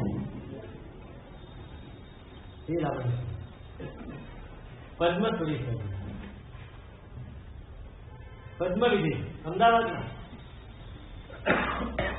લાડકા શિષ્ય સૌથી નાના આચાર્યમાં સૌથી નાના પદ્મવિધિ કસ્તુરસુરી મહારાજ ખરા પણ એ વિજ્ઞાનસુરી મહારાજ નથી. એટલું બધું ભણ્યા એમને પોતાના જીવનમાં કેટલા ગ્રંથો રચ્યા છે સંસ્કૃત પ્રાકૃત ગુજરાતી ત્રણેય ભાષામાં. તમે કલ્પના કરો 150 ગ્રંથો પોતાના જીવનમાં રચ્યા. અત્યારે ચોપડી લખવી થયેલી છે 300 350 400 જેટલી લખી એટલી લખી શકાય પણ ગ્રંથો રચવા શુદ્ધ ધર્મની દેશના આપવી લલ્લુની વાત નથી કરવાની શુદ્ધ ધર્મની દેશના 150 ગ્રંથો. હમણાં આજે સવારે ભગવંત પાસે વંદન કરવા ગયો દક્ષનાયક ભગવંત પાસે તો એમણે કહ્યું કે પદ્મસુરીશ્વરજી મહારાજે એક સ્તોત્રની રચના કરી સિદ્ધ ચક્રનું સ્તોત્ર નવપદીનું સ્તોત્ર. કયા છંદમાં તો કે અધિક શાંતિના બધાય છંદો અધિક શાંતિની 40 ગાથા અલગ અલગ છંદોમાં છે. એ જ છંદમાં નવપદજીનું આખું સ્તોત્ર એમણે રચ્યું છે. અજીયમ જીય સંભ ભયમ તો અજીયમ જી સંભ ભયમ જે અક્ષર જ્યાં રસ્વ હોય જ્યાં દીર્ઘ હોય જ્યાં ગુરુ હોય જ્યાં લઘુ હોય જ્યાં એ જ પ્રમાણે આખ્યા છે ક્યાંય પણ એક અક્ષરનો પણ ફેરફાર હોય અને આખું સ્તોત્ર નવપદ આવી પ્રતિભા. એક દિવસ ગ્રંથ લખતા હશે બેઠા બેઠા જ્ઞાનેશ્વરીશ્વરજી મહારાજનું કામ કેવું કે કોણ સાધુ શું કરે છે બધી જ એમની જાણમાં હોય. નીકળે આંટા મારતા ગયા પદ્મસુરી માં પદ્મવિજયજી લખતા એ પદ્મા શું લખે અવાજ ભલો માણસ ગભરે છે જી સાહેબ જે કાંઈ નહીં શું કાંઈ નહીં લાભ હાથમાં લીધું જોયું તો જ્ઞાનેશ્વરીશ્વરજી મહારાજનું ચરિત્ર સંસ્કૃત ભાષામાં છંદોબદ્ધ મહાકાવ્ય બનાવી રહ્યા છે. ગુસ્સે થઈ ગયા શું છે આ બધું મહાપુરુષોના કાવ્ય લખવાનું હોય મારું ના લખવાનું ત્યાં ત્યાં પાડી ફરીથી ના લખતો ફરીથી નહીં લખતો એમની આજ્ઞા ઉત્સાહ પણ કોઈનું ગજુ કર કોઈનું ગજુ આ પ્રશ્ન દીક્ષાના છેલ્લા 30 વર્ષ એમને ભસ્મકનો રોગ હતો ભસ્મકનો રહે જે પણ ખાય ને એ બધું બળી જાય આખા દિવસમાં આવા મોટા મોટા 2 ગોળા પાણી વાપરી જાય પણ બધું બળી જાય ગમે એટલી ગોતરી વાપરે બધું જ બળી જાય વિહાર ન થાય ત્યાં પાંજરાપોળમાં જ ફિરવાસ પણ ફિરવાસ કરીને શું કરવાનું પુસ્તકો રચવાના ગ્રંથો રચવાના રાત્રે ઊંઘ ના આવે અંદરથી આગ લાગેલી હોય શું કરવાનું લોકો બને. એ જમાનામાં લાઈટો નથી અમે અત્યારે ટેબલ લેમ્પ રખાવી દઈએ અથવા એક બલ્બ રખાવી દઈએ નહીં કોઈ લાઈટ નહીં અંધારું તો શું કરવાનું પોતાની બાજુમાં દિવાલ હતી કોલસાનો કટકો રાખવાનો રાત્રે શ્લોક ઉગે તો દિવાલ ઉપર લખી રાખવાનો કેટલાય શ્લોકો લખ્યા હોય પોતાને સમજાય એવા અક્ષરોમાં સવારે બધા નોંધી લે પાછું માણસ પાસે સાફ કરાવી દે પાછું બીજે દિવસે એક શ્રાવક એમની પાસે દરરોજ વંદન કરવા આવે અમદાવાદના વકીલ હતા પોતે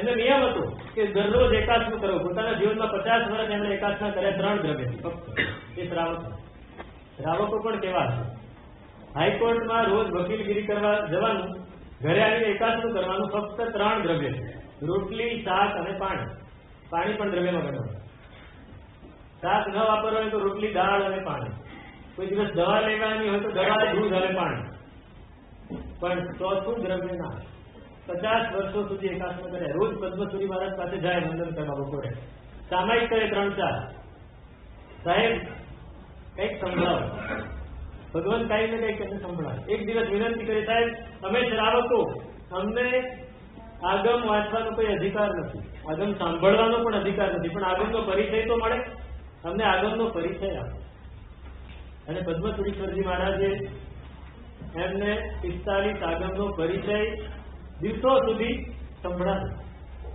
અને એનું પુસ્તક બહાર પડ્યું, જૈન પ્રવચન પ્રેરણા. 45 આગમોનો પરિચય એની અંદર વિસ્તારથી આપ્યો છે. આજે સમગ્ર શાસનમાં જેને પણ 45 આગમની વાંચના કરવી હોય આ પુસ્તકના આધાર કરે. આ પદ્મસુરી કસ્તુર સુરી મહારાજ વિજ્ઞાન સુરી મહારાજના શિષ્ય, નંદન સુરી મહારાજે ઉદય સુરી મહારાજ, કસ્તુર સુરી મહારાજે વિજ્ઞાન સુરી મહારાજ. એમની 1976 દીક્ષા. કિનખાબવાળા કુટુંબ પરિવાર, માણેક ચોકમાં એમનું ઘર, કિનખાબવાળા ખેતરપાળ. બાપજી મહારાજ એમના સગા કાકા હતા, સિદ્ધિશ્વરી મહારાજ, અને શાંતિ શ્રીજી મહારાજ એ એમના ફઈ થાય, બાપજી મહારાજના બેન. દરરોજ બાપજી મહારાજને વંદન કરવા જાય, બાપજી મહારાજ આશીર્વાદ આપે, દીક્ષા લે છે. ભાવ ઘણા બધા, ભણવાનું ઘણું મન થાય, પણ શરીર સાથ ના, શરીરથી નબળા, બોલી ના શકે, બોલતા બોલતા તો ચડાય છે, મોઢામાંથી લાળ પડી જાય. છતાંય મનમાં ભાવના એવી કે મારે દીક્ષા કરી. એમાં નવીનપુરી મહારાજ રાજસ્થાનથી પધાર્યા, ચોમાસું પાંજરાપોળ થયું અને આમને જવાનું થયું. રોજ જાય અને થયું કે હવે દીક્ષા લેવી જ છે. ત્યારે સમુદાયોના ભેદ નહોતા. બાપજી મહારાજના સગા ભત્રીજા અને દીક્ષા ક્યાં લીધી? વિજ્ઞાન વિજયજીએ એમને તૈયાર કર્યા, એમની પાસે દીક્ષા લીધી.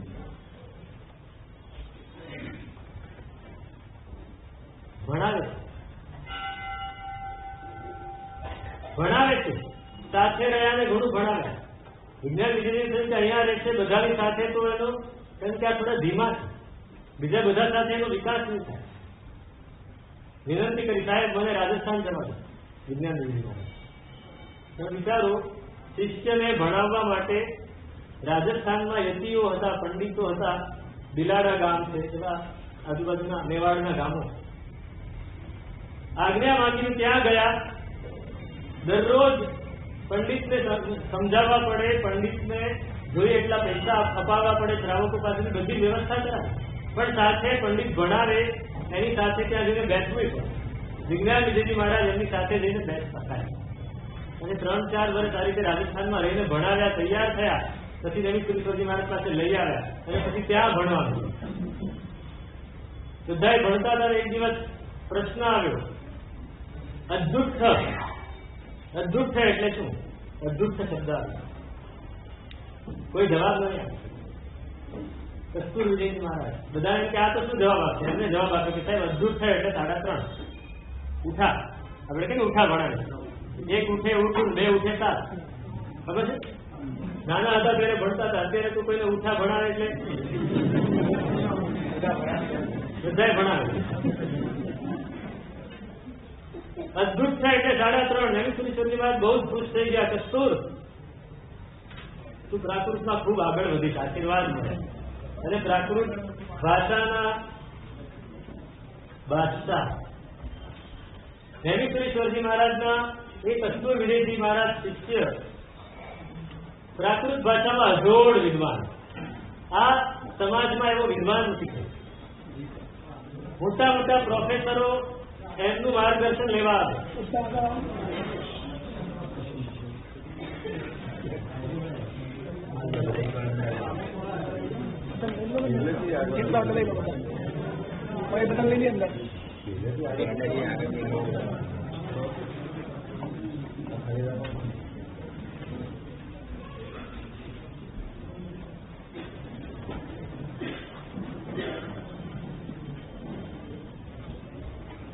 એમને કસ્તુરપુરી મહારાજે રચેલા પુસ્તકો, બનાવેલા લખેલા પુસ્તકો એ યુનિવર્સિટીમાં ભણાવે. યુનિવર્સિટીમાં પ્રાકૃત ભાષા શીખવા માટે એમને બનાવેલી પ્રાકૃત વિજ્ઞાન પાઠશાળા આજે પણ ભણાવે. આ કસ્તુરપુરી સ્વાધ્યાય રસિકતા કેવી, ગુરુ સમર્પણ કેવું, વિજ્ઞાન સુરી મહારાજની આંખે જ જોવાનું, એમના મુખે જ બોલવાનું. પૂછે કોઈ દિવસ કઈ ના ક્યાં પૂછો? ગુરુ મહારાજ ને પૂછો. એ કહે એ કહતી. અને વિજ્ઞાન સુરી મહારાજ એમને પણ કેવો પ્રેમ હશે કે કોઈ પણ પંડિત, કોઈ પણ વિદ્વાન કોઈ પણ સાધુ પ્રશ્ન પૂછવા આવે તો મને શું પૂછો, કસ્તુરને પૂછો એમ, કસ્તુરને પૂછો. અને કોઈ શ્રાવક આવ્યા હોય, વાણિયા આવ્યા હોય, વાણિયા કહેવાય, વાણિયાગીરી કરે, શ્રાવકો આવ્યા હોય અને કઈક વાત શ્રાવકો પાસે તૈયાર હોય કે વિજ્ઞાનસુરી મહારાજ પાસે જઈશું ને તો ઘણું બાંધ છે, આમ કરવું પડશે, આમ કરવું પડશે. અને કસ્તુરસુરી મહારાજ પાસે જઈશું તરત જ માની લે, એટલે એમની પાસે જાય, સાહેબ આ કરવાનું છે, ભલે એ હા પાડે ને, વિજ્ઞાનસુરી અહીંયા આવો, જી સાહેબ શું નક્કી કર્યું? તો કે સાહેબ આ નક્કી કર્યું. હવે કસ્તુરને શું ખબર પડે? ત્યારે એવું કે પહેલામાં એમ કે મને નહીં, કસ્તુરને પૂછો. અને આમાં શું કે કસ્તુરને શું પૂછો? ઘોડા સ્વાધ્યાય રસિક કેવા કે મારા ગુરુ મહારાજ નાના હતા, 13 વર્ષની ઉંમર, ભાવનગરમાં ચોમાસું, કસ્તુરસુરી મહારાજ બધા 84 સાધુઓ સાથે હતા. ઉદયસુરી મહારાજ, કસ્તુરસુરી મહારાજ, બધા મોટા મોટા ધુરંધર. તો કસ્તુરસુરી મહારાજ પાસે મારા ગુરુ મહારાજ જાય રોજ વંદન કરવા. કઈક પ્રશ્ન હોય તો પૂછે, તો કે તું આવજે, તને ઘણો રસ છે ને, આવજે મારી પાસે, બપોરે બરાબર 2:30 વાગે આવજે. એટલે બાલમુનિ 2:30 વાગે જાય. પહેલે દિવસે ગયા તો ઉઠીને સંસારી ગયેલા, એટલે પાછા રાત્રે વંદન કરવા ગયા. સાંજે અત્યારે ભગવાને પૂછ્યું કેમ નહોતો આવ્યો આજે? તો સાહેબ આવ્યો તો આપ તો આરામ કરતા. તો કે આરામ નહોતો કરતો હું ઓઢીને સ્વાધ્યાય કરતો હતો. કેમ સાહેબ? તો કે વાણિયા બહુ હેરાન કરે છે, સાતામાં છે, સાતામાં છે, સાતામાં છે, બીજો કઈ પ્રશ્ન જ નથી હોય. એટલે હું માથે ઓઢીને બધાને એમ થાય કે મારા થઈ ગયા છે, હું તો વાંચું. એટલે કાલથી આવે તો મને ઉઠાડજો, પછી આપણે ગોષ્ઠી કરીએ. આ સ્વાધ્યાય નાના બાલ મુનિને પણ એ જ રીતે ભણાવે, કેટલા સાધુને તૈયાર કરે. ધુરંધરસુરી મહારાજ એ પણ નામ જેવું કામ, ધુરંધર. આપણે કલ્પના ન કરી શકીએ. સાહિત્યના અજોડ વિદ્વાન, ન્યાય, વ્યાકરણ, સાહિત્ય. એ જમાનામાં કહેવાતું કે સાહિત્ય માટે આખા ગુજરાતમાં જો કોઈ ઓથેન્ટિક પર્સનાલિટી હોય તો ધુરંધરસુરી મહારાજ. કોઈ પંડિત નહીં, કોઈ શ્રાવક તો હોય જ નહીં, કોઈ પંડિત નહીં, કોઈ બ્રાહ્મણ નહીં, એક જૈન સાધુ ઓથેન્ટિક સાહિત્યમાં આ ધુરંધર. રત્નપ્રભ સુરી મહારાજ, રત્નપ્રભ વિજયજી, રત્નપ્રભ વિજયજી.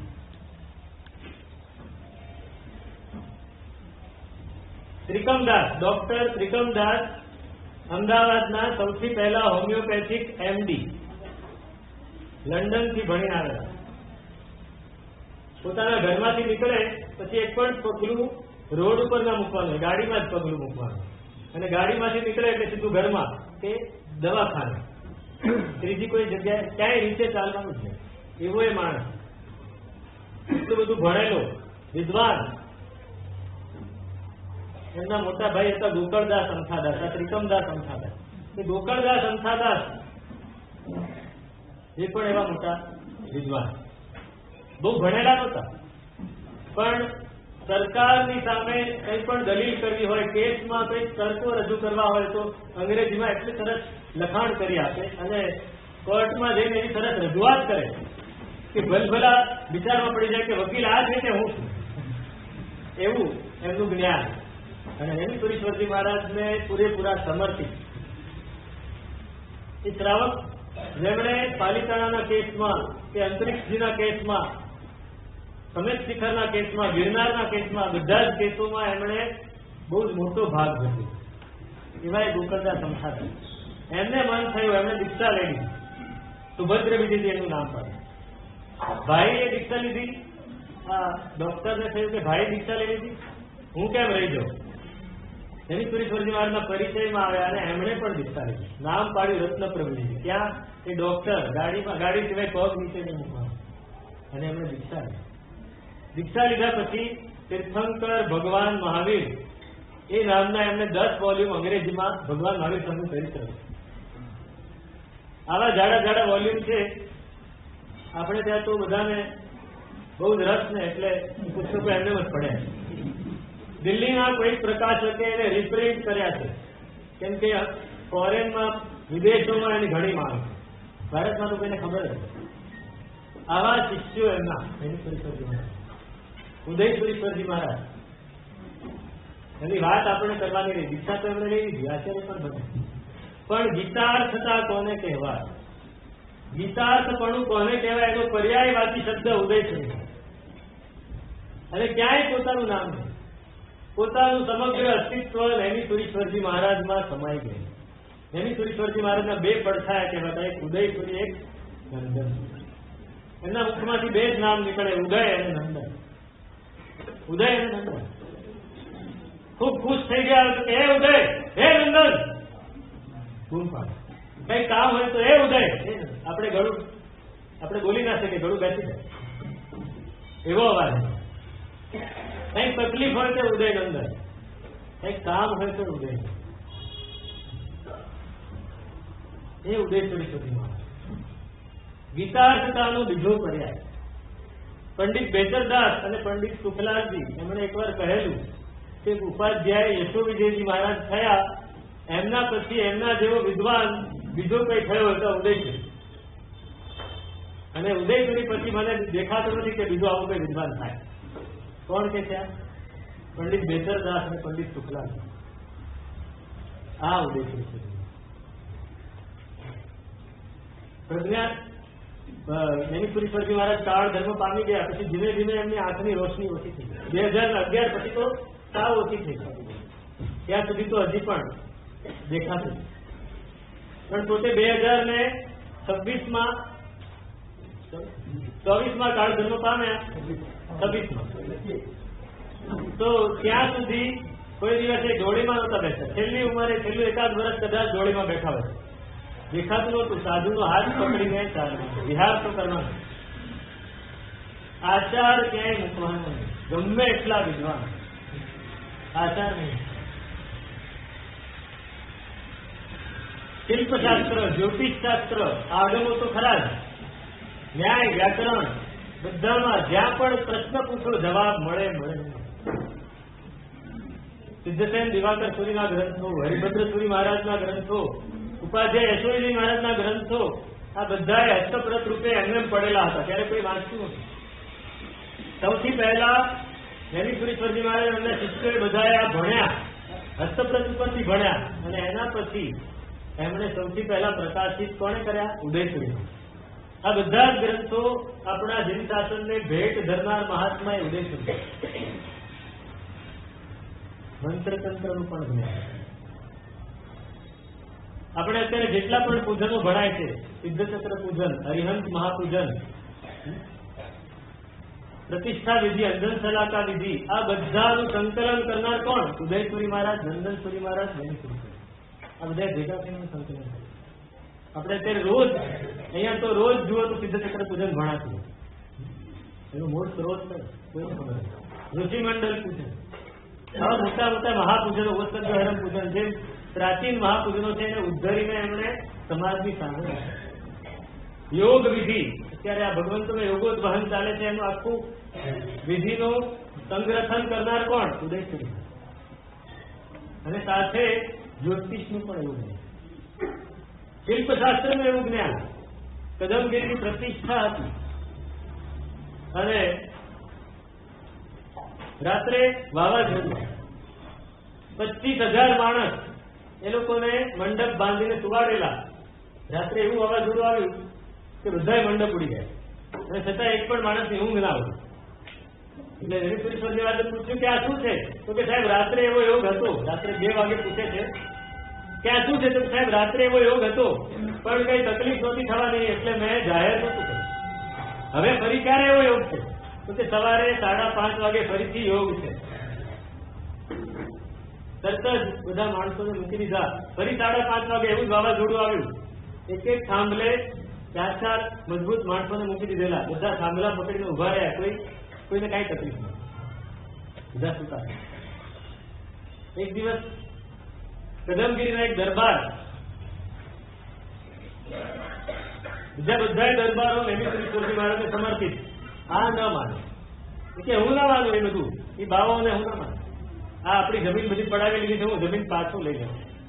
તો વિઠ્ઠલ વકીલ કામદાર એને પકડ્યા રસ્તામાં.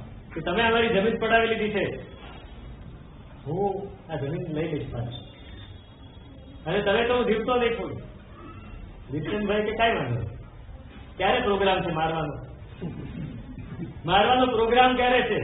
બધા દરબાર જોતા રહી ગયા, માણસ કઈ માટીનો બનેલો છે. બપોરે 3 વાગે બરાબર ચોકમાં આવી જશે, તને બંદૂકે ભરી બંદૂકે હું ઉડાવી દઈશ.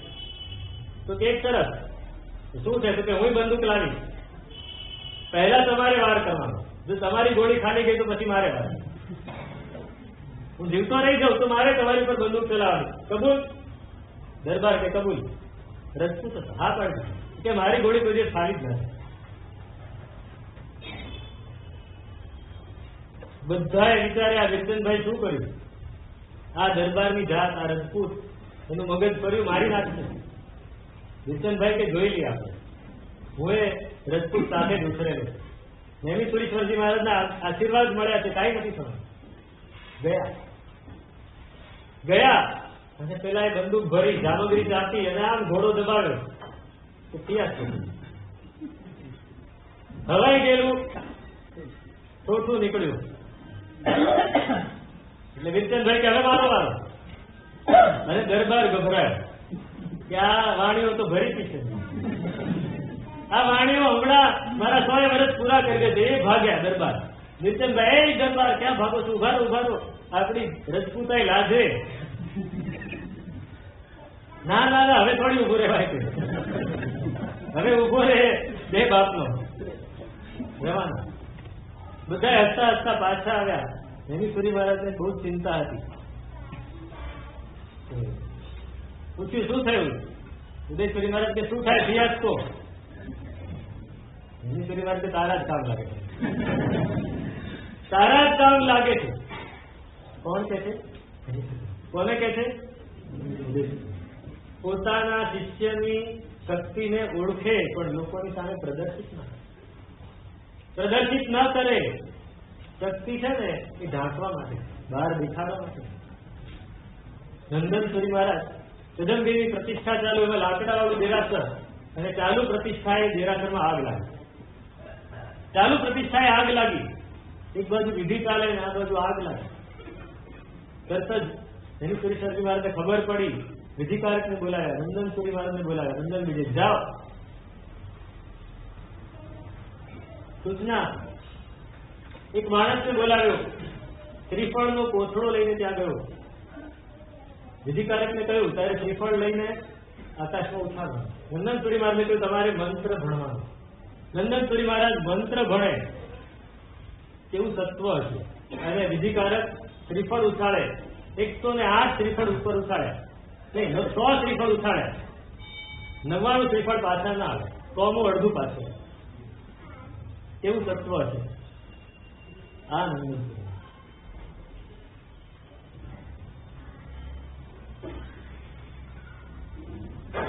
અને હમણાં એમને ખાનદાનીની વાત કરી.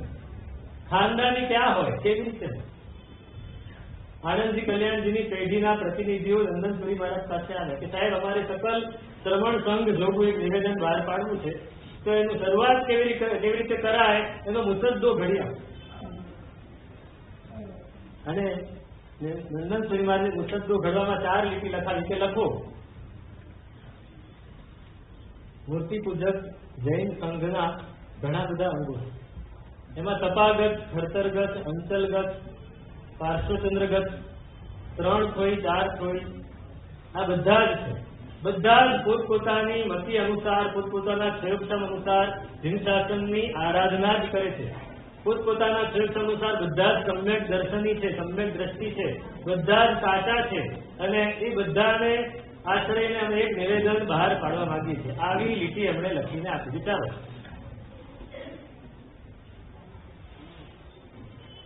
અને આના મૂળ ક્યાં પડ્યા હતા? જગતગુરુ હિતપુરી મહારાજ એક પ્રસંગ કહું, એક 2 લીટી નથી, અને એમના શિષ્ય વિજય સૈનસુરી મહારાજ. એ વિજય સૈનસુરી મહારાજને પ્રશ્ન પૂછવામાં આવ્યો કે કોઈ માહેશ્વર એટલે કે વૈષ્ણવ એ ગયામાં, પ્રયાગમાં ગંગા સ્નાન કરે ઠંડીમાં, અને પોતાના ઈષ્ટદેવની પૂજા કરે તો એને કર્મ નિર્જરા થાય કે નહીં? આ પહેલો પ્રશ્ન. તમે વિચારી લો તમારા મગજમાં શું જવાબ આવે. બીજો પ્રશ્ન પૂછવામાં આવ્યો કે કોઈ મુસલમાન મસ્જિદમાં નમાજ પડતો હોય અને કર્મ નિર્જરા થાય કે નહીં? આ બે પ્રશ્ન પૂછવામાં આવ્યા. બોલો આપણો શું જવાબ હશે? છે કોઈ જવાબ? ના જ પાડશો આપણે. એ તો મિથ્યાત્વી છે, એની કર્મ નિર્જરા ના હોય. વિજય સૈન સુરી મહારાજે જવાબ આપ્યો કે એક શ્રાવક ભગવાનની આજ્ઞા મુજબ પોતાનું જીવન વિતાવતો હોય, સામાયિક પ્રતિક્રમણ વગેરે ક્રિયા કરતો હોય, એને જેટલી કર્મ નિર્જરા થાય એટલી આ લોકોને ના થાય. કર્મ નિર્જરા ન થાય એમ નથી કીધું, જેટલી નિર્જરા આને થાય એટલી આને ના થાય. એનો મતલબ શું? એને પણ કર્મ નિર્જરા તો છે જ. કોણ કે છે? આ ખાનદાન કોઈને ઉતારી નથી પાડવા.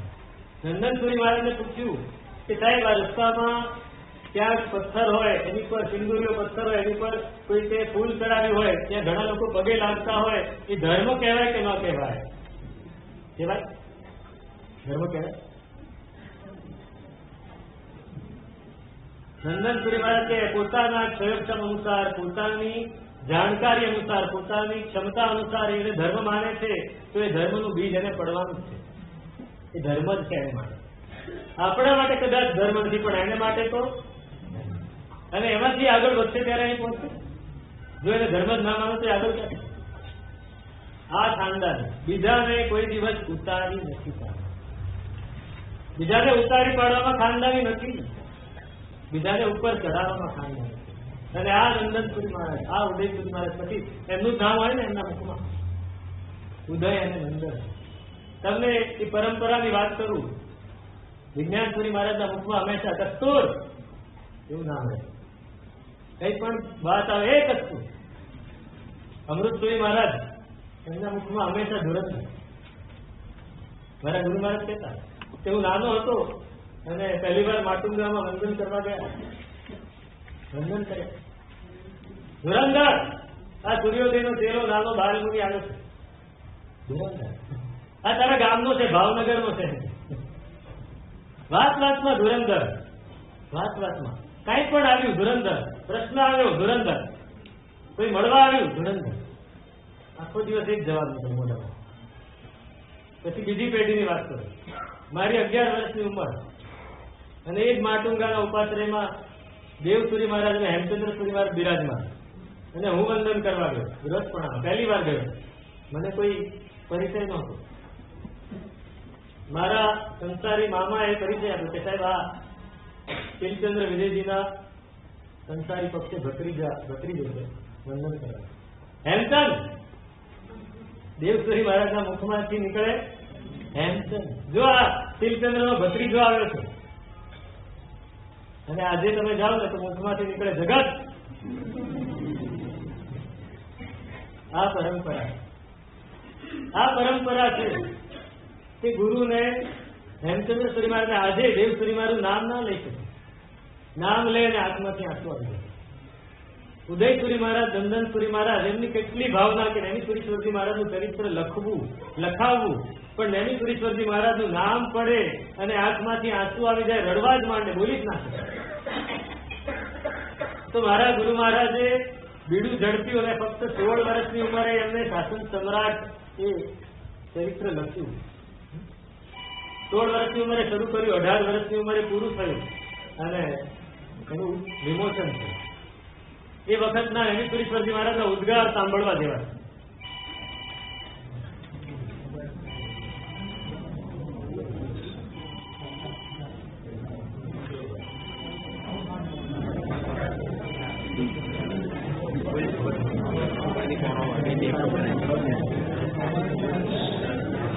સાંભળો.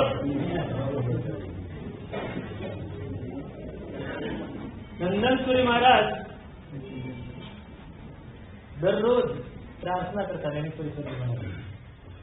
નૈમિષુરીશ્વરજી મહારાજ જે અમારા જેવા અજ્ઞાની જીવોના તારક હતા, અમારા જેવા પામરને પણ જેમણે કંઈક સમાજની સામે બોલી શકી એવા બનાવ્યા. અમારું આ જીવનમાં કાંઈ નથી, જે છે એ બધું જ વેંકટેશ્વરજી મહારાજનું છે. આપણે વાત સાંભળી ને તો આપણી આંખમાંથી પણ આંસુ આવી જાય. એવું સમર્પણ, એક બાજુ ગુરુની એવી આભા, એક બાજુ ગુરુને એવું અનુશાસન, એક બાજુ ગુરુનું એવું હિતકારી વલણ. કડક હતા, બરાબર છે. એ લખ્યું કે શિષ્યાણામ અનુશાસન કાર્ય વજ્ર કઠિન મુદ્રાએ, વજ્ર જેવા કઠિન. શ્રીફળ હોય ને, ઉપરથી કેવું કઠિન હોય, એમ ગુરુ ઉપરથી કઠિન હોય, પણ અંદર મીઠું મીઠું પાણી અને મીઠો મીઠો માવો નીકળે. નિરતા કિંતુ હિતકરણાર્થમ કરુણા ભૃત હૃદયાસ્તે. એમના હિત કરવા માટે તો સદા તત્પર.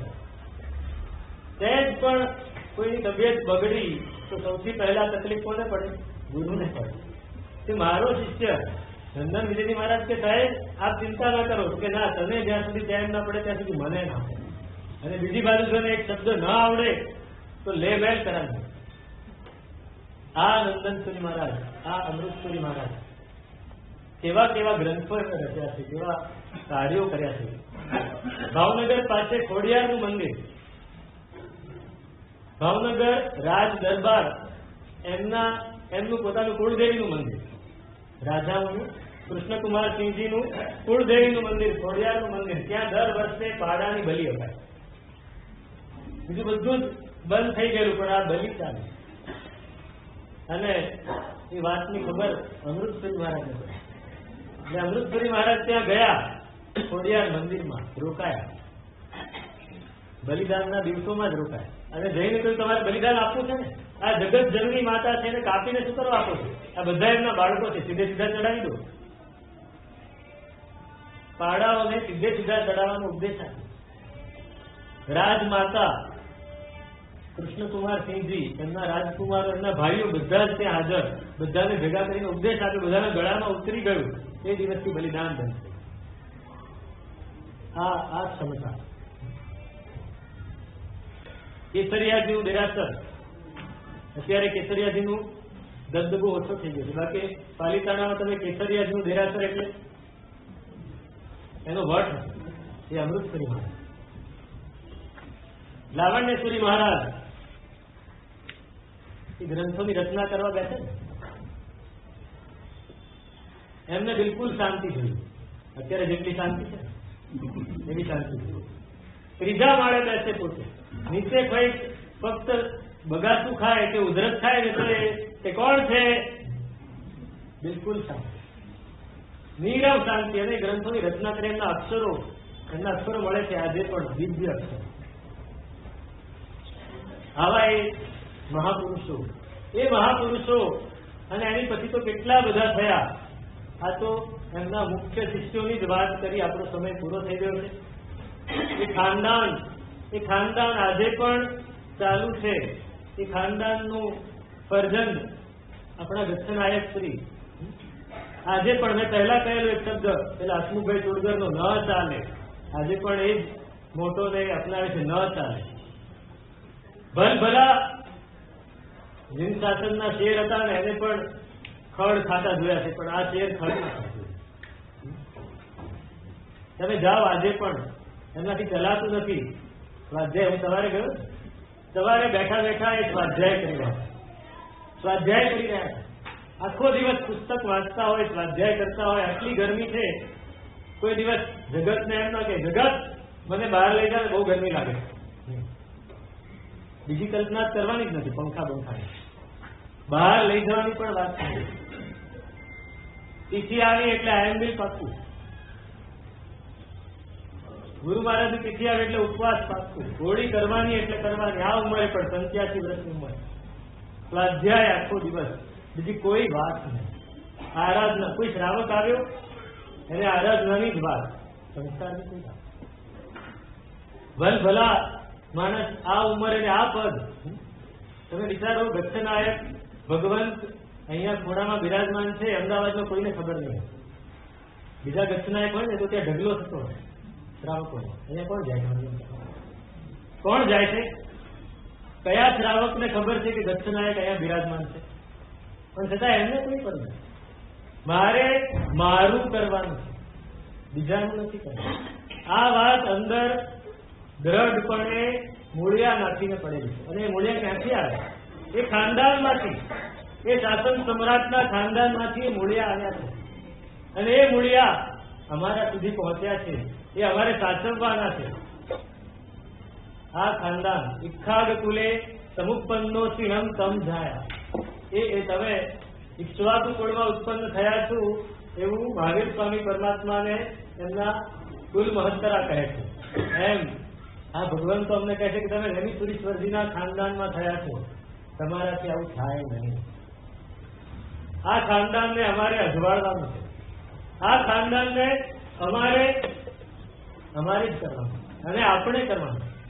આપણે એમના શ્રાવકો છીએ અને એમના બધા શિષ્યો છીએ. આપણે એ ખાનદાનને ઉજાડવાનું છે.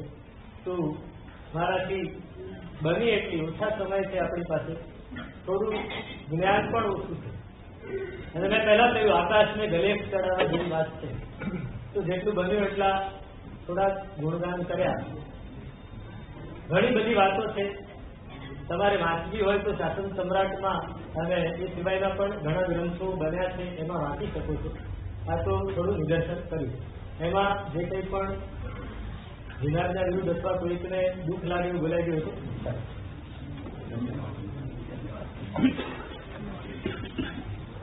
તમારા માટે આ પ્રવચન મારા શું હશે મને ખબર નથી. અમારા માટે તો આ વીર વિજયજી મહારાજની અનુભૂતિ છે.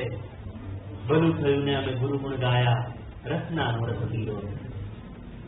અમારી જીભનો જે કાંઈ રસ હોય, આ જીવનમાં જીભ મળી છે એની કશી પણ સાર્થકતા હોય તો રસનાનો રસ પીધો છે. અમે તો એ રસનાનો રસ પીધો. કેટલા બધા સાધુજનોની અને એમના ગુરુની વાત છે.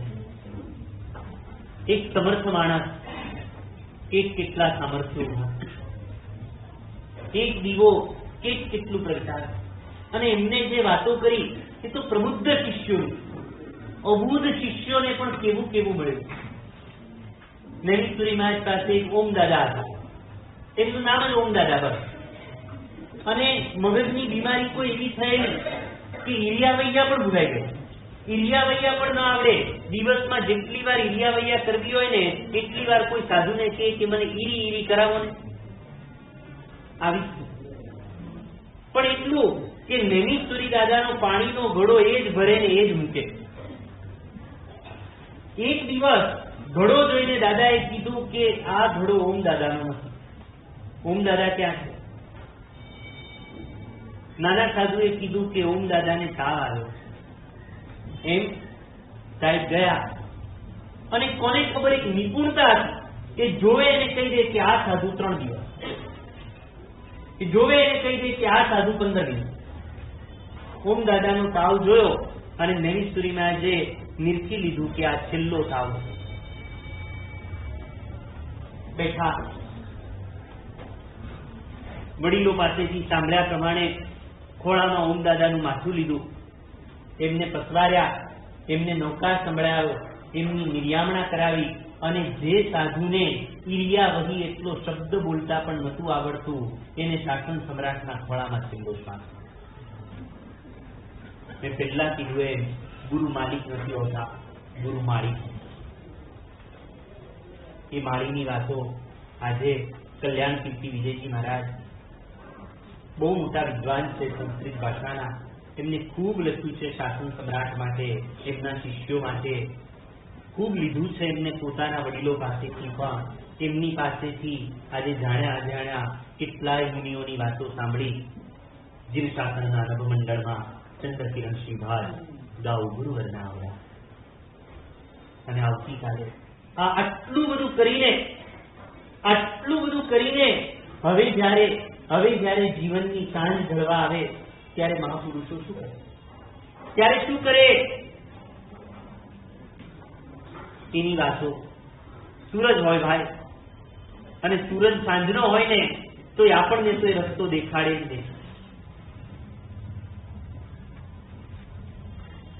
આવતીકાલે આમ તો આ વાતો એવી છે કે હજી એને 15 દાડા ચલાવો ને તો પૂરી ન થાય. અને બહુ સાચું કહું છું કે એવી વાતો છે જેમાં તમારો રસ પણ ઓછો ન થાય. પણ દરેક વસ્તુના આયોજનની એક મર્યાદા હોય અને માટે આવતીકાલે વાત કરીશું સમી સાંજનો અભાવ. થોડાક મોડા આવવાની આપણને જે આદત છે એને પણ નિવારજો. મજાકમાં નથી કહેતો તો, તમે થોડાક મોડા આવ્યા હશો, તમને પાછળ સાંભળીને થયું હશે કે આગળને કેવી વાતો ગુમાવે, કે કેવા ઋષિઓ હશે. આવતીકાલે આ ઉપક્રમ આજે વિરામ.